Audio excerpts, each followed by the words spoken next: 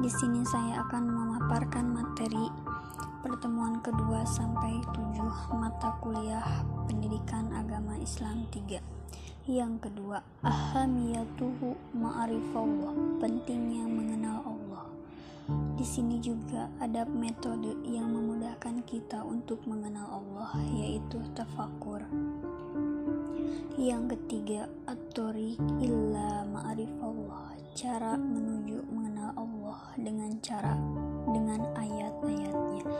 Yang kesatu, ayat kauniyah adalah merupakan ayat yang difirmankan Allah Subhanahu wa taala dalam Quran surat At-Tin ayat 1-5. Demi buah tin dan demi buah zaitun dan demi bukit Sinai dan demi kota Mekah ini yang aman, sesungguhnya kami telah menciptakan manusia dalam bentuk yang sebaik-baiknya, kemudian kami kembalikan dia ke tempat serendah-rendahnya neraka.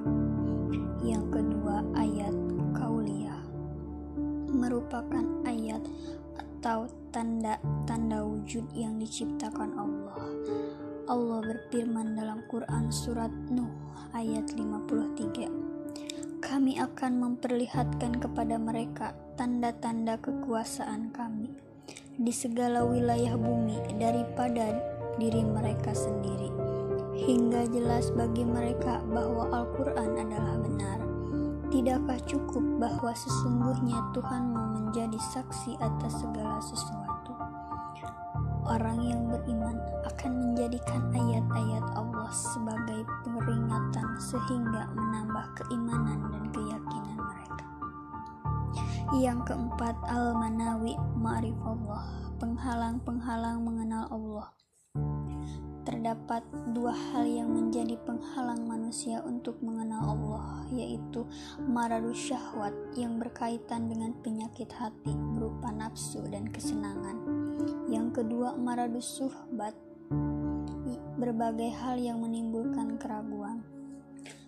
Contoh dari maradus syahwat yaitu al-fisku, kefasikan, al-kibru, kesombongan, al-azulmu, kezaliman, al-kizbu, kedustaan, katsaratul ma'asyi, banyak melakukan maksiat. Contoh maradu asyubhah, al-zahlu, kejahilan, al-irtiyab, ragu, al-inhirab, penyimpangan, dan al-ghafi'ah, kelalaian. Yang kelima, al-adillah alla wujudillah, bukti keberadaan Allah. Eksistensi bukti keberadaan Allah adalah ditunjukkan oleh beberapa dalil, yaitu yang pertama ad-dalilul fitri, dalil fitrah. Yang kedua ad-dalilul hissi, dalil yang didapat dari indera. Yang ketiga ad-dalilul akli, dalil yang didapat oleh akal. Yang keempat ad-dalilul nakli atau nas. Yang kelima ad-dalilul tarik, dalil sejarah. Allah berfirman dalam Quran surat Al-A'raf ayat 54, sesungguhnya Tuhan kami telah menciptakan langit dan bumi dalam 6 masa, lalu dia bersemayam di atas arsy dan menutupkan malam kepada siang yang telah mengikutinya dengan cepat, dan diciptakannya pula matahari, bulan, dan bintang-bintang, masing-masing tunduk pada perintah. Ingatlah, menciptakan dan memerintahkan hanyalah hak Allah, Maha Suci Allah, Tuhan semesta alam. Yang keenam, tauhidullah, mengesahkan Allah. Bentuk-bentuk tauhid.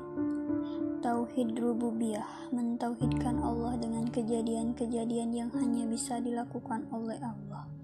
Yang kedua, khaliqon, mengesahkan Allah sebagai pencipta. Yang ketiga, razikun, keesaan Allah sebagai pemberi rezeki.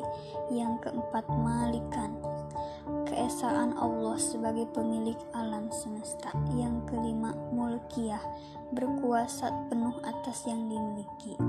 Yang keenam, walian, pelindung dan pemimpin. Yang ketujuh, hakiman, pembuat hakim.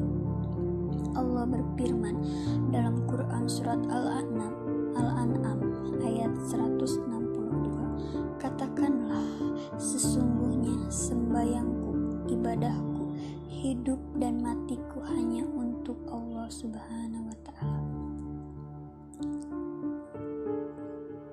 Yang ketujuh, al-haya fi zilali tauhid, hidup di bawah naungan tauhid. Mentauhidkan Allah, hidup mulia hanya akan diraih apabila seseorang akan bertakwa kepada satu Tuhan yang maha sempurna, yaitu Allah, dengan pemahaman akidah yang benar dan sesuai dengan yang dianjurkan oleh Rasulullah tentang zat. Esensi Allah adalah zat yang maha sempurna. Yang kedua, sifat al-asma, nama-nama Allah adalah sifat dan asma yang maha sempurna.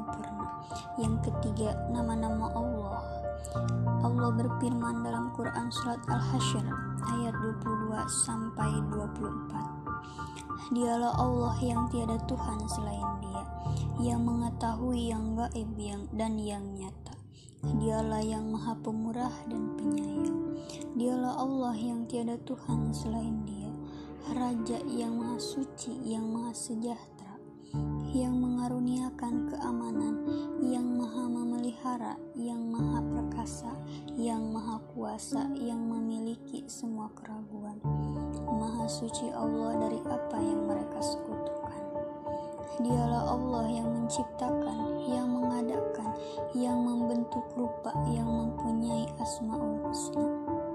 Macam-macam tauhid asma wa sifat, yaitu meyakini bahwa Allah sebagai yang memiliki nama-nama dan sifat-sifat yang sempurna. Yang kedua, rububiyah adalah mentauhidkan Allah dalam kejadian-kejadian yang hanya bisa dilakukan oleh Allah. Yang ketiga, mulkiyah adalah mengesahkan Allah sebagai satu pemimpin, pelindung, dan yang hak menetapkan aturan atau hukum. Yang keempat, uluhiyah adalah pengesahan Allah dalam ibadah, yakni bahwasannya hanya Allah satu-satunya yang berhak diibadahi. Seorang muslim yang hidup di bawah naungan tauhid adalah mereka yang menjadikan Allah sebagai mahbudan yang dicintai, Allah sebagai Rabbun Mashudan, Tuhan yang dituju, Allah sebagai Malikan Muthan, Raja yang ditaati, Allah